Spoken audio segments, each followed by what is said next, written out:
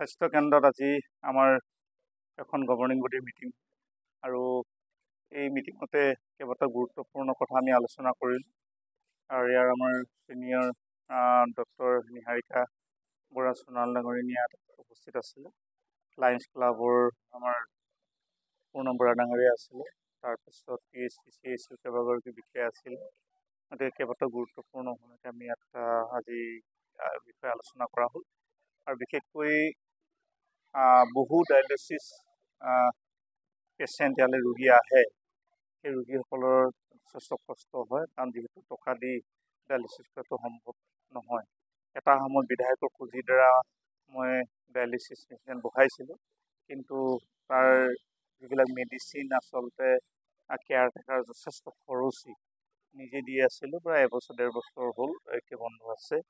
এতিয়া চৰকাৰৰ তৰফৰ পৰা 3টাকৈ ডায়েলিচিছ মেচিন আকৌ অনা হ'ব।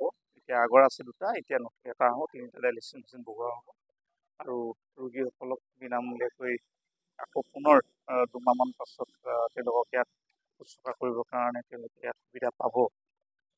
তাৰপাছতো ইয়াৰ যিখন আচলতে আমাৰ পথ, যিটো পথ, সেই পথটো যথেষ্ট জৰাজীৰ্ণ। এই পথটি নতুনকৈ নিৰ্মাণ কৰি আৰু পাৰ্কিং প্লেচটো গোটেই চোতালখন ফেভাৰ ব্লক দি আৰু চাইকেল ষ্টেণ্ড আমি বনোৱাৰ এটা সিদ্ধান্ত ল'লোঁ আৰু ইতিমধ্যে মুখ্যমন্ত্ৰী পক্ষীপথ আঁচনিৰ দ্বাৰা 15 লাখ টকা তাত ইতিমধ্যে তাত দিয়া হৈছিলে আৰু কাম আৰম্ভ হৈছে। তাৰ উপৰিও আমাৰ যিটো ডায়েলিচিছ মেচিন ৰাখিবৰ কাৰণে গৃহটো নিৰ্মাণ কৰা হ'ব, পানী টেংকি এটা নিৰ্মাণ কৰা হ'ব। তাৰ উপৰিও আমি যিখিনি ৰোগী আচলতে আহে তেওঁলোকক বহিবৰ কাৰণে বিশ্ৰামৰ এটি ঘৰ নিৰ্মাণ কৰাৰ সিদ্ধান্ত লৈছোঁ। গতিকে ভাল সিদ্ধান্ত হৈছে। মই আশা ৰাখিছোঁ খুব কম দিনৰ ভিতৰতে আমি স্বাস্থ্য এই কেন্দ্ৰটি খুব ৰাইজৰ কাৰণে সৰ্বাংগী সুন্দৰভাৱে গঢ়ি তুলিম।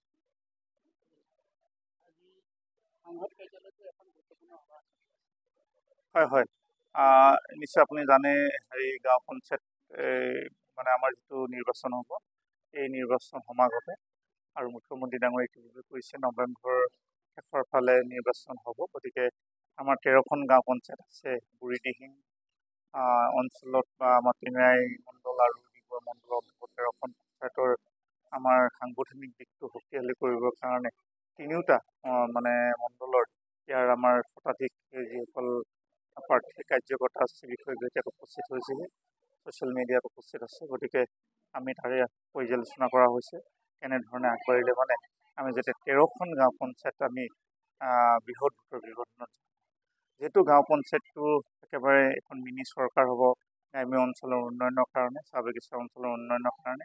সেয়াই যোৱাটো সময়ত আমি যথেষ্ট কাম কৰিছোঁ ডিগবৈ সমষ্টিটোত আৰু এইবাৰো নিশ্চয় আটাইকেইখন পঞ্চায়ত ডিগবৈ সমষ্টিটোত 13খন গাঁও পঞ্চায়তে ভাৰতীয় জনতা পাৰ্টীৰ সমৰ্থিত প্ৰাৰ্থীয়ে জয়ী কৰিব।